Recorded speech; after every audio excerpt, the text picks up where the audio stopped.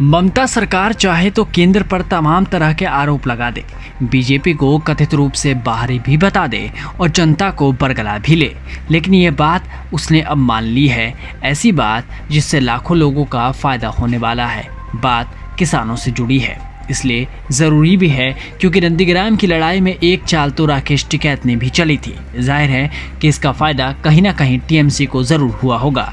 खैर, ममता की हुकूमत ने केंद्र सरकार की योजना को अमली जामा पहनाने की तैयारी कर ली। दरअसल द इंडियन एक्सप्रेस के मुताबिक राज्य के लाभकर्ता किसानों को 2000 रुपये की पहली किश्त 14 मई से मिलनी शुरू हो जाएगी। अखबार ने सूत्र के हवाले से जानकारी दी कि पश्चिम बंगाल सरकार ने पीएम किसान के लाभकर्ताओं के सीधे उनके खाते में रकम जमा करने के फैसले को अनुमति दे दी है।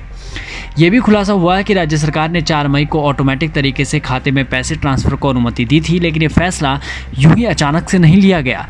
ये फैसला तब लिया गया जब एक दिन पहले कृषि मंत्री नरेंद्र सिंह तोमर ने मुख्यमंत्री ममता बनर्जी को पत्र लिखकर राज्य सरकार के अधिकारियों को इस योजना का लाभ देने के लिए निवेदन किया था और इससे लाखों किसानों का फायदा होने वाला है। पश्चिम बंगाल के लगभग 7.5 लाख किसानों को फिलहाल इस योजना के लिए योग्य पाया गया और उनको अप्रैल जुलाई की अवधि की 2000 रुपए की पहली किश्त दी जाएगी।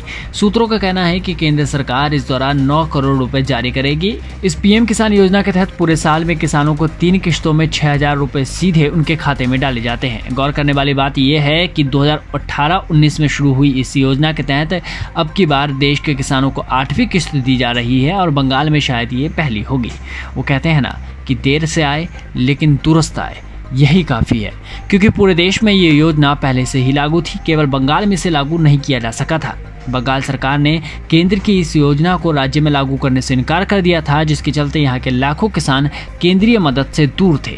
और अब सवाल उठ रहे हैं कि आखिर ममता बनर्जी को इस योजना को लागू करने में परेशानी क्या थी। सीधी सी बात है कि केंद्र सरकार को राशि देनी थी और किसानों के खाते में रुपया जाना था, फिर ये रोक टोक क्यों? क्या किसानों की मदद में भी सियासी नफा नुकसान देखा जा रहा है? खैर, सरकार के इस फैसले से अब किसानों को फायदा जरूर होगा। इस रिपोर्ट में बस इतना ही। देश और दुनिया की तमाम बड़ी खबरों से जुड़े रहने के लिए बने रहिए वीके न्यूज़ के साथ। नमस्कार।